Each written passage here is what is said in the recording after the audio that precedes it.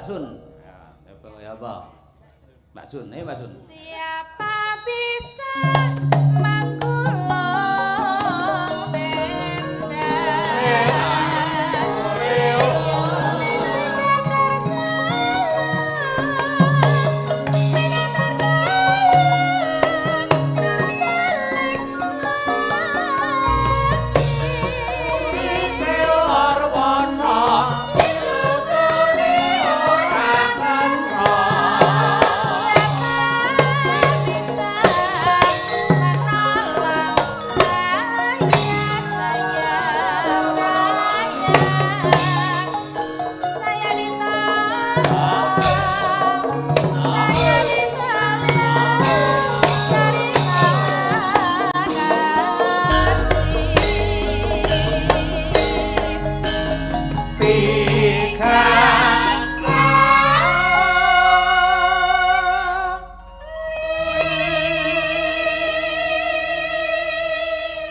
Monggo Mbak Has, ayo Mbak Has. Mbak Astuti. Entekke Mbak Astuti. Hitam-hitam apa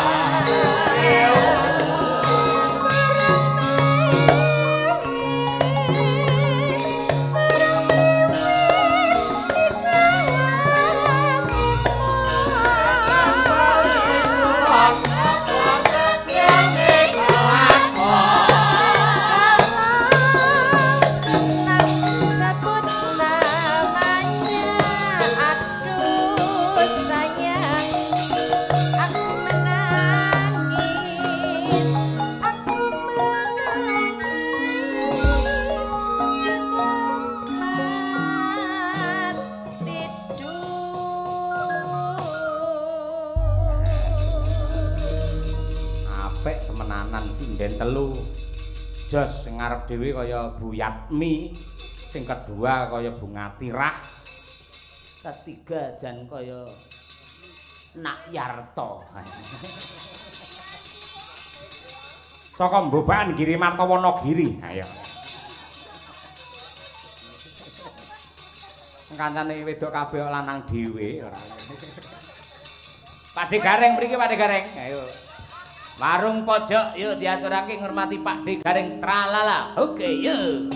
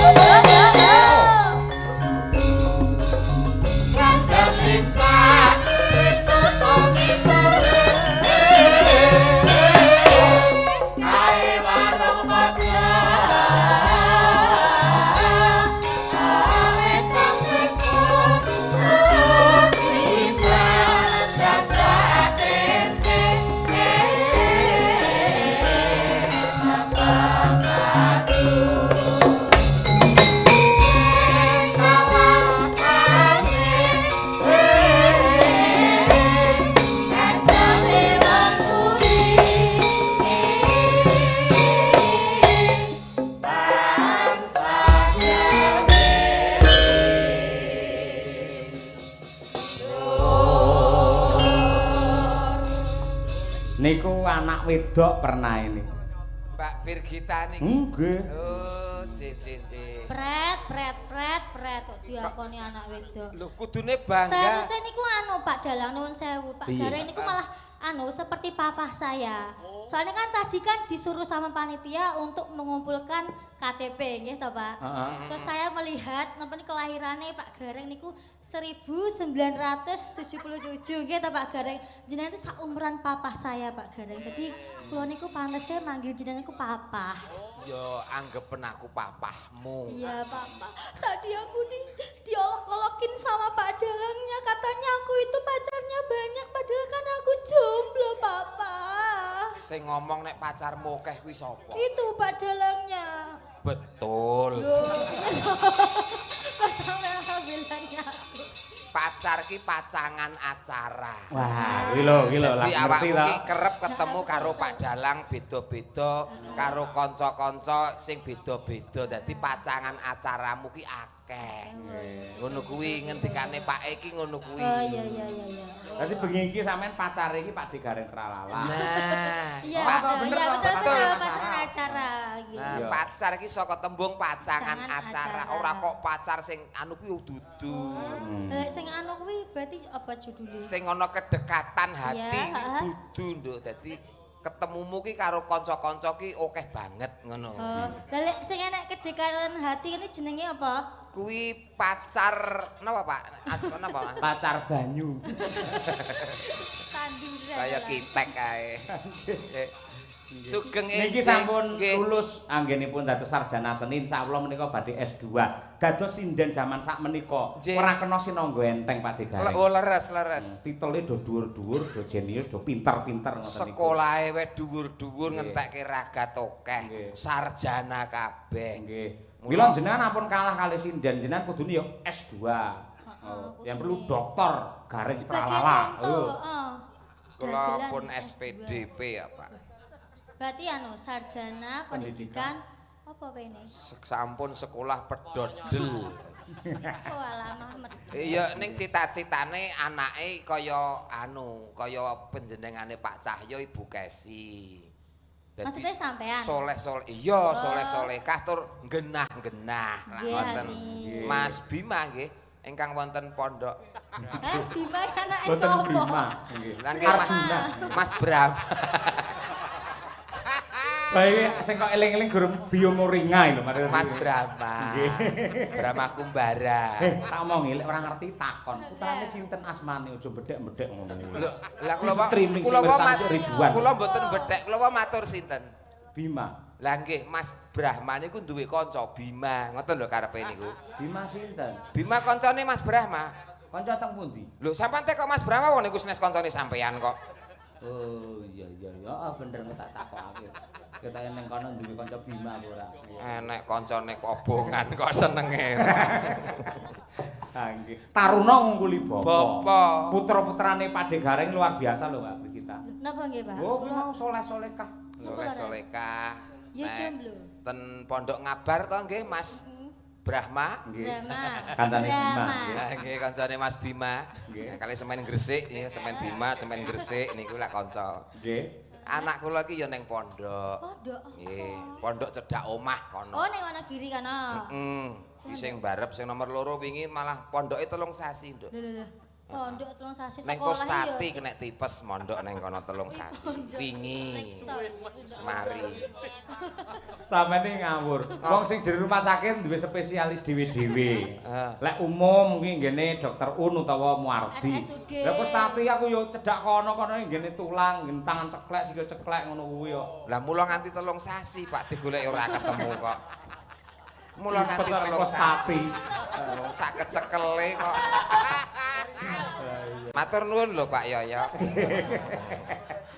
Keluarga harmonis, bahagia, sejahtera kaya panjenengane Pak Cahyo Kuntadi kalian Ibu Sukesi Rahayu. Luar biasa, tepuk tangan kanca-kanca. Ya mugi-mugi mangke nggih Birgita menika nggih harmonis nggih. Kalian calonipun nggih ngoten nggih. Ternyata leres ngendikane Ibu Kesi. Napa, Pak? Suksese Pak Cahyo Kuntadi tidak luput saka tapa genture Ibu Kesi. Hebat luar biasa. Mula wong kakung ora entuk neka-neka karo piyai putri apa meneh menyakiti baik jasmani dan rohani. Lah aku sing gane menyakiti ki aku kok. Malah ngaku. Jadi awakmu sing tukang menyakiti Heeh iya. tak dukung. Wis. Kowe ra ngrungokne lek ngomong sore mau. Nggih. Betul, Pak. Malah pacangamu ku sing pancen piyayine iki jos, ngerti makna mencintai. Tegese tidak hanya tidak mensakiti orang yang dicintai, namun siap menerima rasa sakit yang diberikan oleh orang yang dicintai. Lho kaya ngono kuwi lho. Angel golek piyayi kaya ngono kuwi. Jeru, Nduk. Jeru tenan. Angel, Pak. Jeru kok gak saka jerune akeh minggir kok. Ngampe ayu-bayu ben kok. Nggih. Itu lodo sing becik sing apik. Jadi seorang ibu ternyata sing apa nduk jenenge topo ndongake seorang bapak supaya karirnya sukses nyatane kasembadan. Iso persis bojo kula nggih ngoten. Nggih lho. Bojo kula niku nek turu teng pinggir kali. Tirakat. Mboten nyat omahe pinggir kali, Pak. Bojo kula niku ora mangan sego 21 dina. Ngrawak. Mboten lah nek sego 21 dina dipangan kan wis ora enak kok, Pak. Mambu ya. Nggih. Sithik-sithik ora apa-apa ya, Pak ya. Segone mambu akhirnya dipangan Bima mau. Sithik-sithik. Ora apa-apa. Piyayi lek senior wis kaya ngono kuwi. Plek santai ngono kuwi. Nyantai, Pak, nyantai. Terus kula remen kali panjenengan iki sangat disiplin. Sing jenenge pelawak yen macak gareng ya kudu nganti gara-gara mergo metune Ponokawan nggih gara-gara. Oh nek perlu nganti rampung kukut tok, Pak. Nggih. Jenengan niku? Nggih nek perlu. Kula tau nate kok nganti rampung mulih kalih dalange tau kok. Sebabe ngenteni bayarane dalange iki dadak ijol dhuwit iki lho, Pak. Ijol dhuwit ngoten. Tahu kula ngoten niku tahu. Ya aku ora lho. Wong mboten. Ngalang kok diraja. Nggih. Ning ngoten niku bapak kula riyen nggih ngoten. Bapak lak cara manajemennya lawas ngoten. Bapak kula mobilnya Cherry. Dados bar king tanggapan ngeten nggih, mandeg tengen Bang Jun pundi ngoten niku. Bapak teng jero niku nggo amplop dilebokne ngoten. Celuk siji-siji. Ponadi mara, Pak Ponadi mara sing ngendang. Paringi amplop plek ngoten niku terus Yanto mara plek ngoten. Jiman niku jane mboten diceluk. Ning Sukadi omong, "Man, celuk Mbah Sukrone lho." Mara Jiman nu. Ngapa, Man? Jare diceluk. Urung wis sik keri. Jangkrike diapusi karo Sukadi ngono kuwi. Ngono wis biasa. Zaman riyen pancen ngoten Terus modele dalang biyen iki sosok ngene iki. Kowe tak tambahi aja omong kancamu. Ning kabeh ya kok dingonokne. Strategi Kaya bingung rumati ati. Nah, sae Pak ngoten niku. Sae, Nek perlu jenengan niku lak metode lama.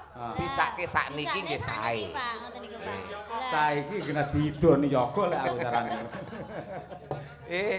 Ya tembang abot ing katresnan Dit. Nah, ya ini pas. Lagu abot ing katresnan. Nggih. Mumpung niki penggendere menika nggih saking Ponorogo. Sida to, Pak? Oh, sida piyayi niki ra tau medun kok sepur kok. Ponorogo terus. Nggih. Lan insyaallah benjang tanggal 22 November menika wonten workshop dalam rangka Hari Wayang Nasional wonten Ponorogo Mbak Lucy wonten pendopo. Mangke kula kalih Bu Kesi sing dipun timbali, mangke siang workshop bengi dipentaskan Pakliran Pada. Lucy nggih enten mriku niku mengke. Lah genah PNS genah ngladeni nusu. Catering. Oh nggih. Nggih. Ya piye? Iki bawa napa? Ya bawa santai ae. Malam Minggu ora absen kok. Jarwane sulistyang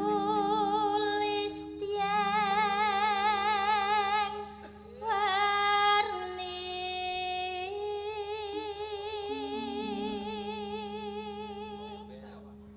Sing wedok nembang sing lanang ngrokok. Roh kebiaring jagat raya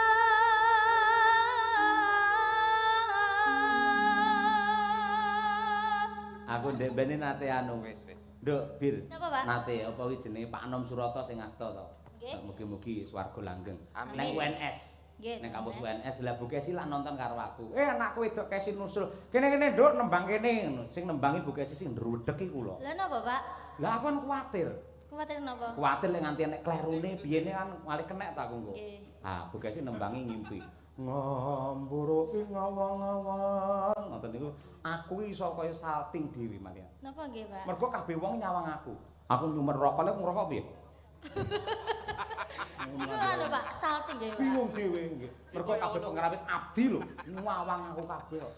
Niku berarti jenengan panik napa ada suatu kebanggaan tersendiri napa? Loro-lorone ya panik ya bangga ngono kuwi. Kira-kira sampean Mergo sing ndi, sibu Mas? saged nembang wonten mriku. Panike. Sisi-sisi tanduk aku ya tak omong. Iya, Pak De. Ya nang terusno.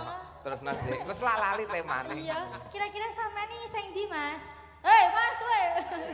Sing ndi sing panik apa sing bangga, Mas? Wah, ditarono sesuk gak tak bales WA-mu. Iya. Aja ngono Mas Deni. Oh, Deni, kleru ngawur. Aja ngawur. Nggih. Deni suling. Angger syuting isuk kancane neng dek. Santai aja. Nih pertolongan nih HP ini Pak Bos sih madang kara ketika pagi hari ketok kabeh asline. Glang nang ini no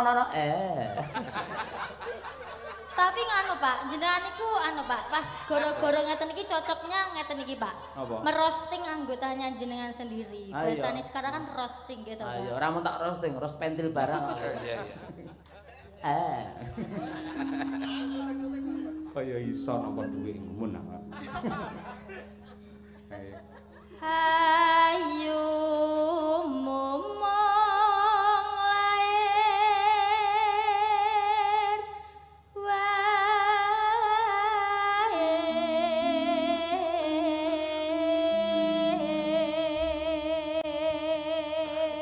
Wis pelok barang ngoten niku arep tayungan nggih balungan apa ki Wahyu? Duh jagung-jagung. Apa meneh ngono?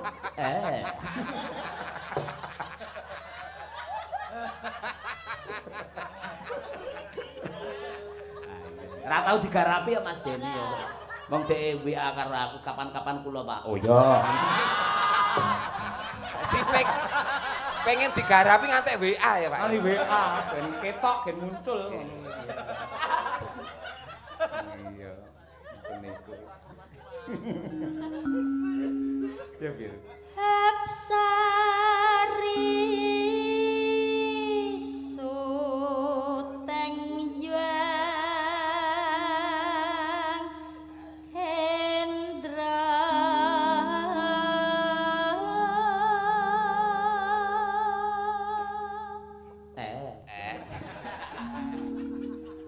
No. Jabalan jero beda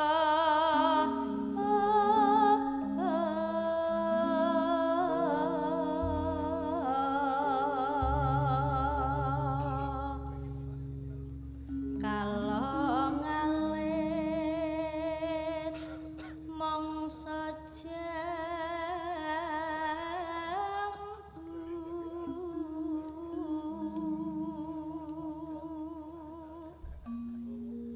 kok pedhot taline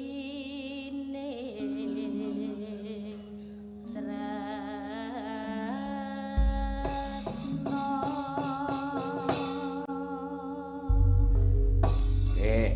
Monggo sak langgamipun Mbak Birgita Ayu. Dados. aku bingung campur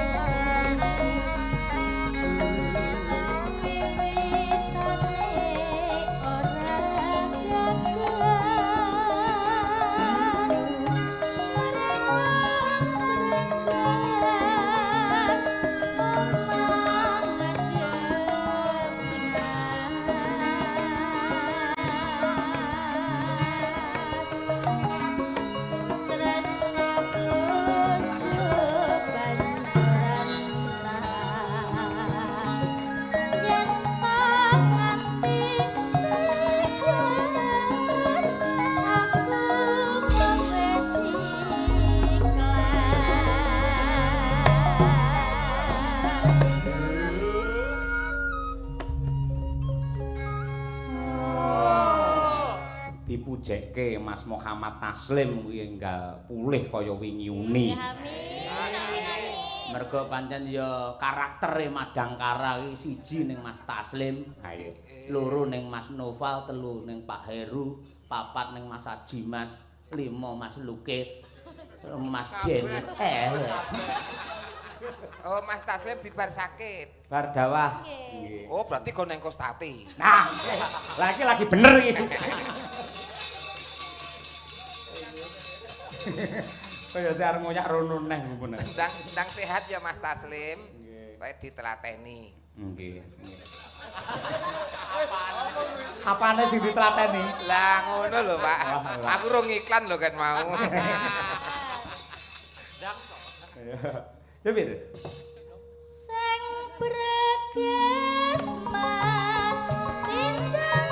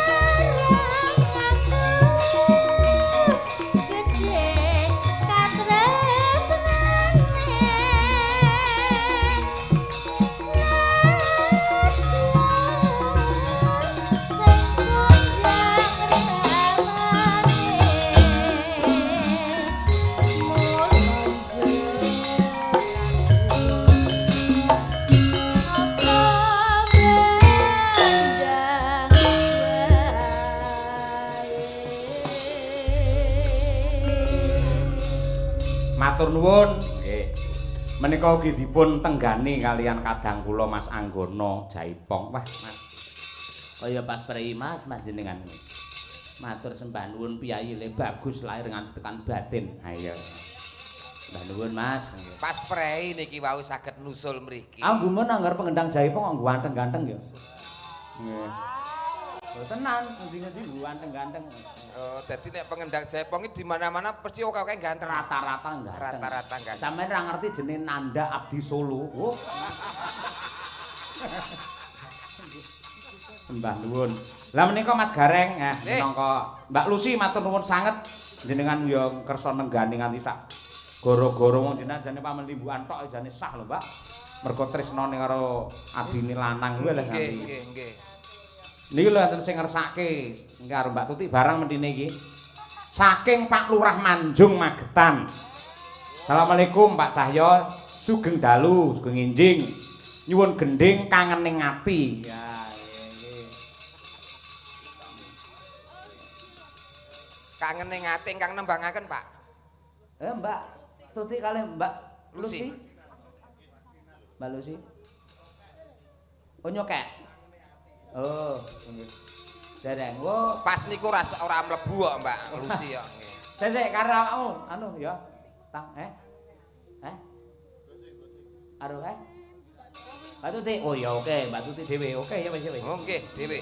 Mbak Tutik ora gelem dikancani ben ketok jare ngoten. Iya. Ben ketok. Nah iya lek dikancani jogete ya ora padha. Ayo Mbak Tri Astuti Retnawati bareng jumeneng lho ndurin langsung bingung lho. Ayo. Titik. Nggih Pak Yoyo. Nggih. Niki saking Pak Lurah Manjung, Bu Lurah Manjung, langganane Madangkaran niku. Mesake kangening ati. Duet apa ijen to iki? Sendiri bisa, berdua nggih bisa. Kalih niku lho Pak Gareng maksude. Bisa sekali. Oh, Mbak Tutik saged. Sampeyan iso apa ora? Lho ya genah. Mboten. Ya, ngemene wektu ya kangening ati. Dados monggo Pak Lurah Manjung sugeng laras. Yo.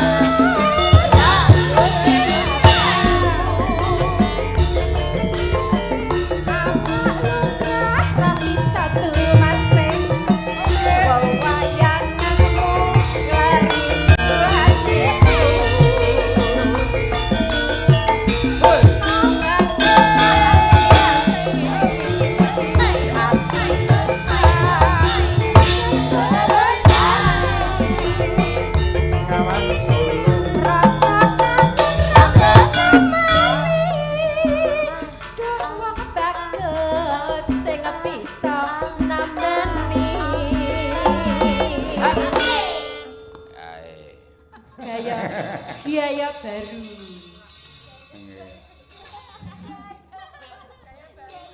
Aja semalam waras terus lagi ora bakal ayu mas ora suwe aku bali aja maneh ana ing sisi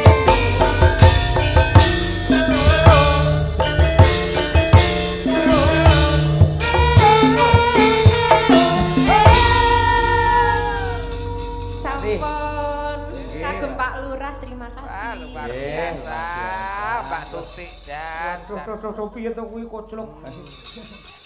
Ayo malah joget-joget. Mbak Lucy, ayo Mbak gitu tutupan Mbak. Lus. Ben fungsi paru-parune rene. Jano, malah semangat kula. Semangat. Ningali Mbak Tuti. Nggih. Maksud ngoten niku. Sisi kok nggih rada nurun kula.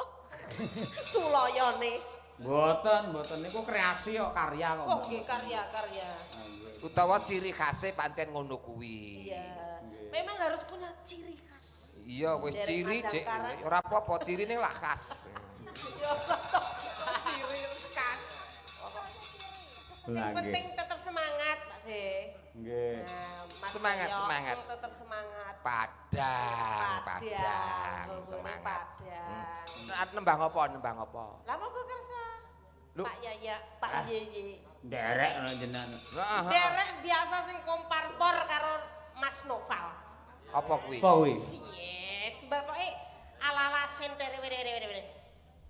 Ora nganggo senterewe.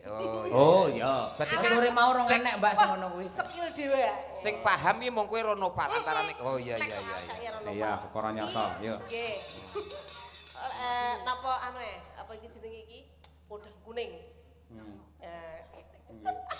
Podang kuning senterewe. Dialase entere kadek ben. Sing paham mung Nopal kok ya. Pinter. Ya nganggo silat kok gentenan sing silake. Loh, iki masamu nyuwun sewu, ketoke sampun ora diusur tapi lincah niki. Lincah nggih. Nggih. Ya kok rada iki manokat sore mau nyapa. Bujur, ora bujur, beda meneh. Tapi estu lho jenengan niku lincah. Cek gitu. Iya cek-cekan wonge cek-cekan. Mek sore mano kaya wong pikun. Padang. Sing tenang wis padang. Ha nggih. Ning langsung mawon lho nggih. Nggih. Kan langsung ben sabawa. Langsung atraktif jenengan mangke. Ya, langsung akrobat. Nggih. Monggo dipunaturaken podang kuning nun sewu. Ayo.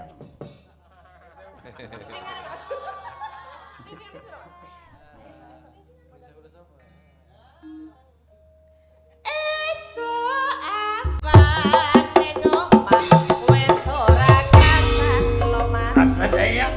Kaluyuran aku lagi pengetan sayang. Obeng mitir aku miteri.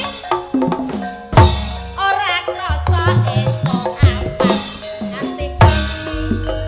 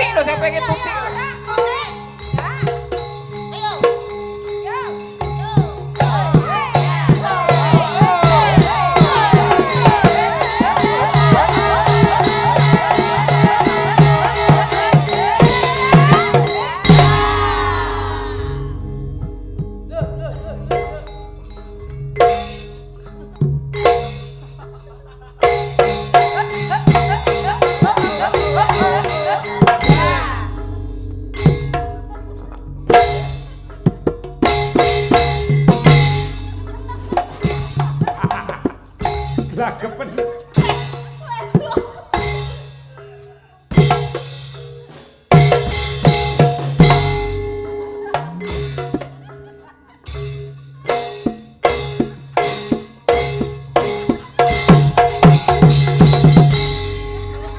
Dorin langsung. Hai. Kok niku sing kepengin iki tutik kok, Pak.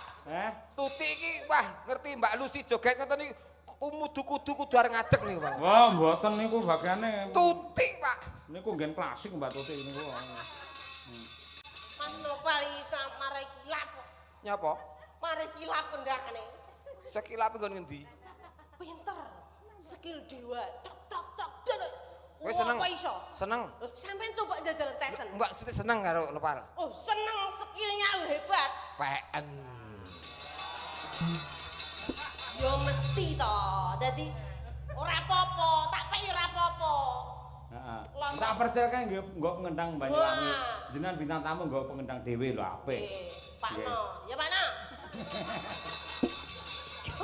Ya Pak No, sewayang Aku sangke wedi kalih Pola Lucy nggo helman Pak kula, Pak. Napa? Antisipasi gagar otak nggawa helm. Wedi kalih Polae Lucy niku aku. Sampun Mas Petro. Sembah nuwun nggih Mbak Lucy. Nggih, Mas Gareng. Sangat energik sudah menghibur warga Nggih, masyarakat luar nggih, biasa. Pak Gareng nggih mekaten matur nuwun nggih. Nggih. Nggih, monggo menawi badhe dandani listrik sebelah mriku blangan. Mboten, Pak. Nggih. Nggih, sembah nuwun panjang puyungipun. Sami-sami.